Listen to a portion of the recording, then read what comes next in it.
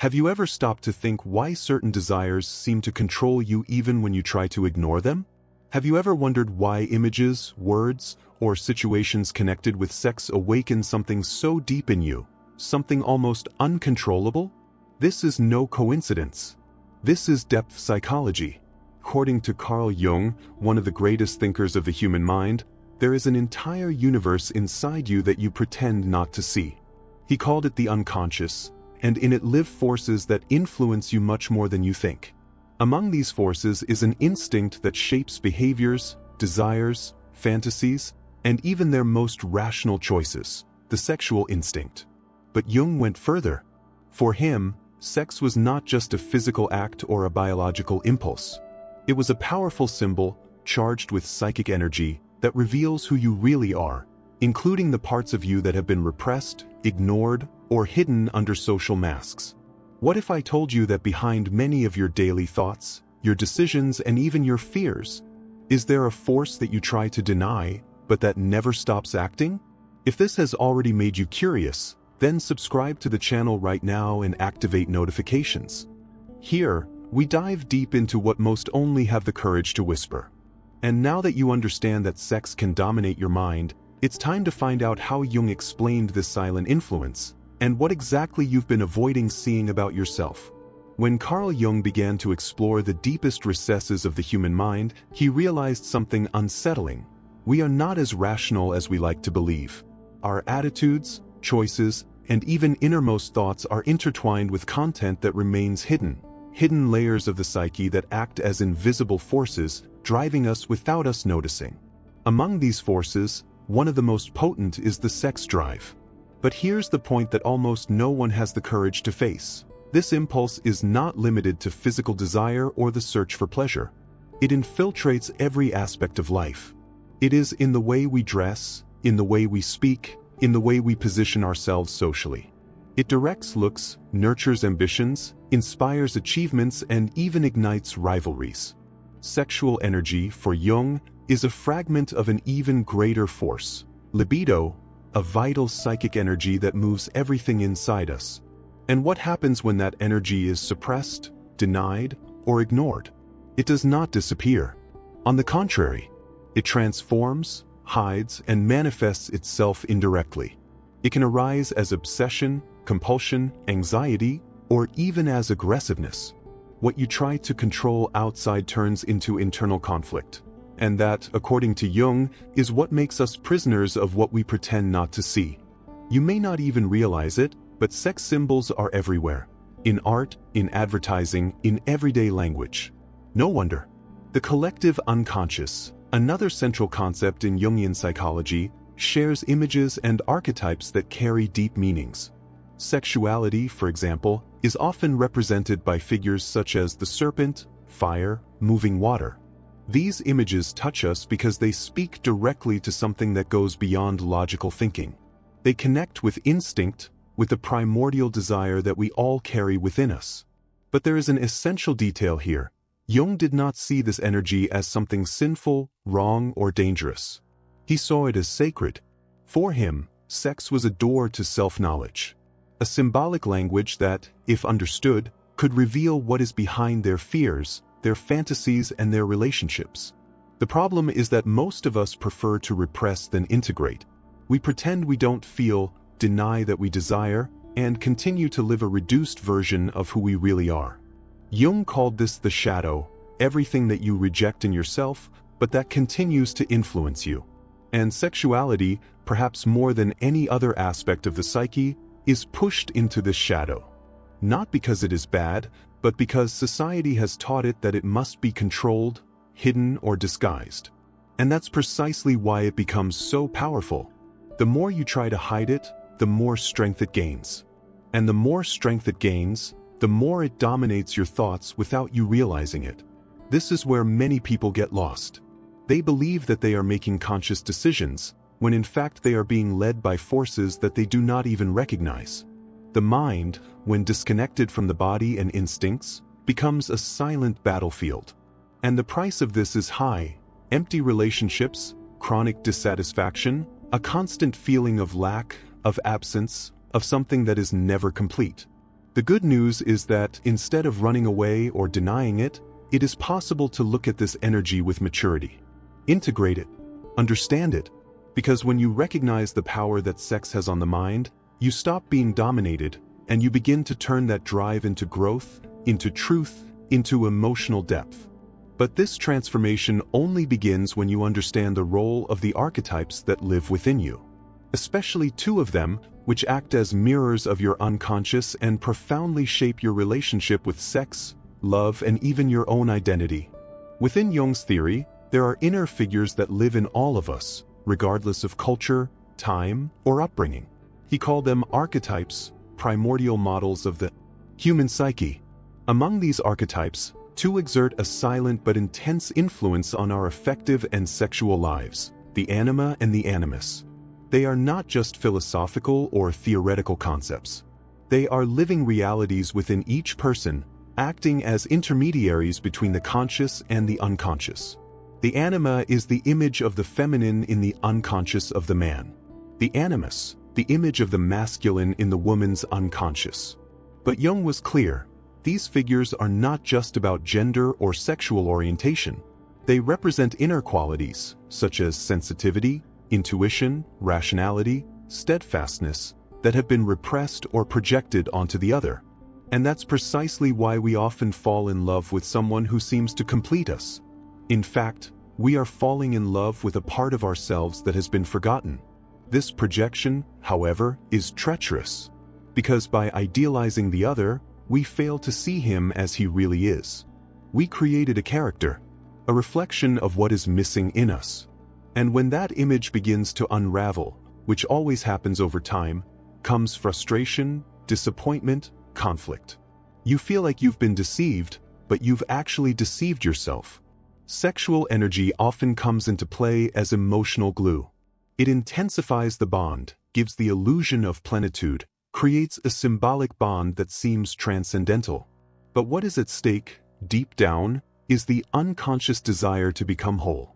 Sex, in this context, ceases to be just physical and becomes a deep, albeit unconscious, attempt at reconciliation with one's own self.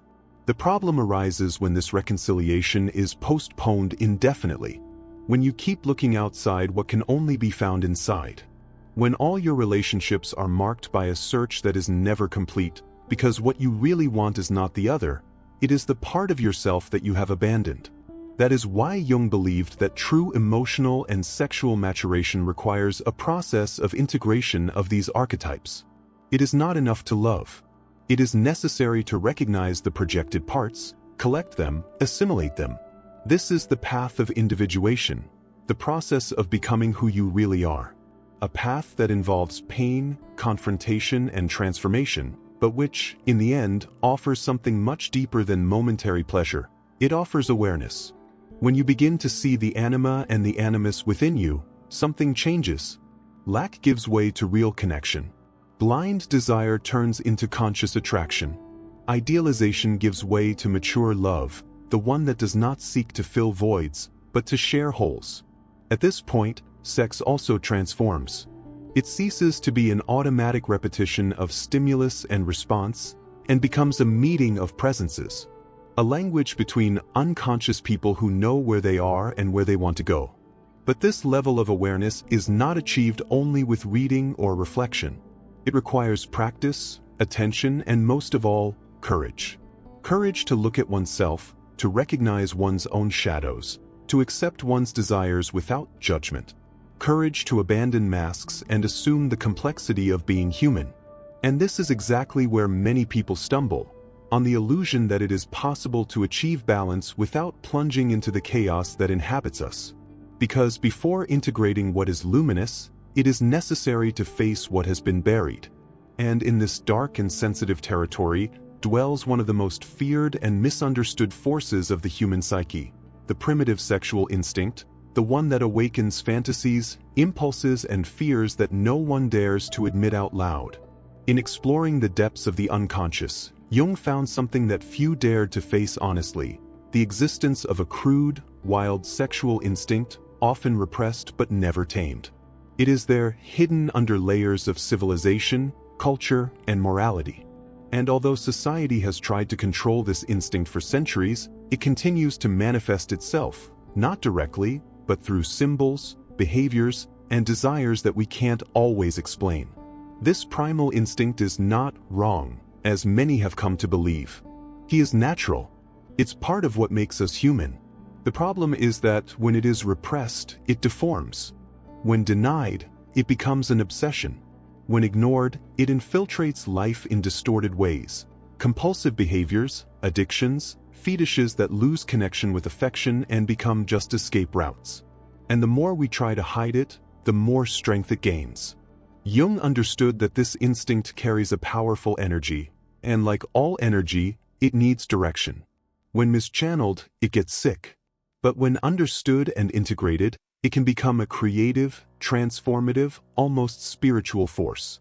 What was once only an impulse becomes a psychic power capable of nourishing not only the body, but also the soul. But this requires internal work, because repressed sexuality is usually accompanied by shame, guilt, and fear. Emotions that do not arise from instinct itself, but from the moral and cultural interpretations that have been projected onto it. From an early age, we learn that there is something wrong in feeling pleasure, in desiring, in fantasizing. The body becomes an enemy. The mind goes to war. And the unconscious, as always, responds, not with silence, but with symptoms. Many of the emotional blockages, self-esteem disorders, and even difficulties in relationships have their roots in this unresolved conflict. The person believes that they are having problems in their love life, but in fact, they are confronted with an essential part of themselves. And this confrontation, when it is not brought to consciousness, turns into repetition. You live the same patterns, you get involved with the same kinds of people, you make the same mistakes, because you're trying to resolve a conflict on the outside that's on the inside. It is at this point that depth psychology offers an invitation. Stop running away and start listening. Because every impulse has a message. Every desire carries a symbol. Every fantasy reveals a forgotten part of its history. The job is not to eliminate this content. It is to understand it. It is not about debauchery or repression, but about emotional maturity. True freedom is not doing everything you want, but knowing yourself to the point of consciously choosing what you want to do. And that awareness begins with a courageous question. What is your desire trying to tell you? Not the superficial answer, but the one that comes from the bottom. The one that confronts you, that takes you out of the automatic, that forces you to review not only your behaviors, but your oldest beliefs about who you are and what you are afraid of. When Jung spoke about the symbolic power of sexuality, he was not just referring to the act itself, but to the inner journey it triggers. Desire is just the door. What exists on the other side is vast, deep, and revealing. It's where you find your most secret fears, your deepest insecurities, but also the potential for real transformation. And this transformation begins to happen when you stop treating desire as an enemy and start seeing it as a guide. An inner guide that points out where your soul needs to go. Because deep down, sex talks less about the body and more about the being. It reveals how you deal with power, affection, surrender, and your own vulnerability.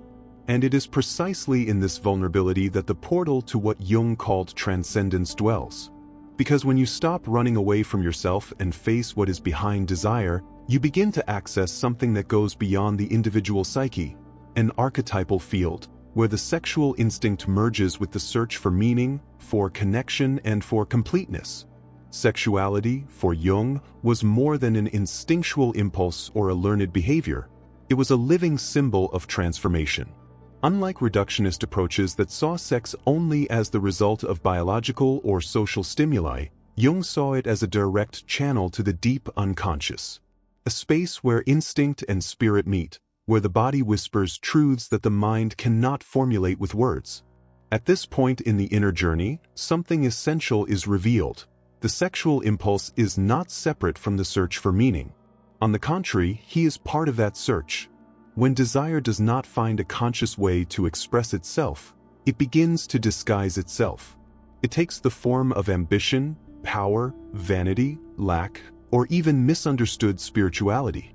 That is why so many people live in imbalance. because they are trying to meet a hunger that is not only of the body, but of the soul. Jung called this experience the process of individuation, the way in which human beings stop living from external masks and begin to orient themselves by their inner truth. And sexuality, in this process, is not discarded or denied. It is integrated. When you begin to realize that your desires reveal hidden aspects of your psyche, sex is no longer just an end and becomes a means of self-knowledge, of encounter with the other, and, above all, of encounter with oneself. But this integration does not happen by magic. It requires confrontation. It requires you to look at yourself without filters, that recognizes the duality within itself, the part that desires and the one that is ashamed to desire, the one who seeks pleasure and the one who feels guilty when experiencing it, the one who longs for intimacy and the one who is scared to death of surrendering. These contradictions are not mistakes, they are invitations. Because it is precisely in the tension between opposites that transformation begins. It is in this internal space of conflict that the greatest lessons emerge. When you accept that feeling desire doesn't make you weak, but human. When he understands that there is no authentic spirituality without a body, nor a full body without consciousness. Desire, when integrated, becomes a bridge, and not a prison. You stop feeling hostage to it and start walking alongside it, with awareness and purpose. This awareness also changes the way you relate to others. Because before integration, desire is lack. Later, he becomes a presence. Rather, it is a charge. Then, it's exchange. You no longer look for your lost half in the other, because you have learned to recognize yourself as whole. The other ceases to be a mirror of his projections and becomes a companion on the journey. And the sexual act, instead of being just an escape valve, becomes a space of communion, of genuine surrender, of total presence. Of course, this does not mean perfection. It doesn't mean you'll never feel fear, insecurity, or doubt again. It just means that, instead of running away from it, you learn to be with it. To look at impulses without judgment. To recognize the archetypes that are activated in their relationships, in their fantasies, in their choices. And so, you begin to make more conscious decisions, more aligned with who you really are. This process of internal reconciliation is not linear. Sometimes it advances, sometimes it retreats. But with each step, you get closer to your essence.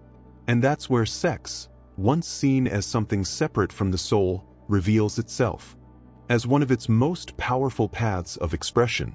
A symbolic language that, when well understood, teaches you not only about pleasure, but about presence, truth, surrender, and transcendence. And it is precisely at this point of fusion between instinct and spirit that a new challenge arises: how to find balance between desire and consciousness in a world that constantly stimulates excess, superficiality, and disconnection? We live in an age of excess. Desire is exploited, stimulated, sold. Sexuality, once shrouded in silence and repression, now overflows in images, speeches, promises. In every click, in every advertisement, in every interaction on social networks, we are bombarded by invitations disguised as freedom, but which often only reinforce the disconnection. Intimacy became a spectacle. Excitement became a product. And desire, that vital and profound impulse, was reduced to performance. Jung would certainly see this as a clear symptom of psychic imbalance. Because when instinct is exploited without awareness, it fragments. It ceases to be a creative force and becomes a compulsion. What was a path of integration becomes a path of alienation. And what seemed like freedom, deep down, is just another prison. A prison built on constant stimuli and deep voids. This is not a return to repression. Jung never proposed this. His gaze was not moralistic but symbolic. He understood that true balance is not born of denial, nor of blind surrender, but of the ability to sustain the tension between opposites. On the one hand, the legitimate desire. On the other, the consciousness that observes, feels, and chooses. And between these two poles, there is a place of silent wisdom, the place where man reconciles himself with his nature and finds his truth. This space only becomes accessible when you begin to listen to what is behind the impulse. when he is no longer satisfied with immediate gratifications and begins to seek meaning, when he looks at his relationships honestly and realizes that many encounters that seemed intense were just desperate attempts to anesthetize an inner emptiness. At this point, inner work becomes even more important, because modern society does not favor silence, listening, introspection. It pushes us out towards overstimulation, towards constant consumption, including bodies, connections, feelings. Sexuality, without consciousness, becomes just another product on the shelf of emotional entertainment. And the human being is fragmented. Jung knew that the way back to himself requires courage. Courage to stop, to feel what is behind the noise, of not running away when anxiety appears, to look into the mirror of the soul and ask, what do I really seek? Is it pleasure or is it connection? Is it validation or is it true? Is it an escape or is it a meeting? These questions open doors that never close, because from them, you start to make different choices. You begin to cultivate true intimacy with yourself and with each other. He begins to realize that the body has its language, but that it only reveals itself in its entirety when the mind is present and the heart is available. In this new state of consciousness, sex loses the weight of guilt and the addiction of urgency. It becomes dance, communion, right? Not a rite in the traditional religious sense, but in the symbolic sense, an act that links the earthly to the sacred, the human to the archetypal, the instant to the eternal. And this type of sexuality is not taught in manuals, nor is it found in viral videos. It is born from listening to oneself, from diving into one's own unconscious, from the courage to integrate light and shadow. This is how desire is transformed. Not in something that needs to be tamed or exalted, but in something that needs to be understood. And in that understanding, you find balance. Not a static, perfect, unattainable balance, but a living, dynamic, real balance. The one that allows you to live with intensity without getting lost, to love deeply without merging, to desire with truth without annulling yourself.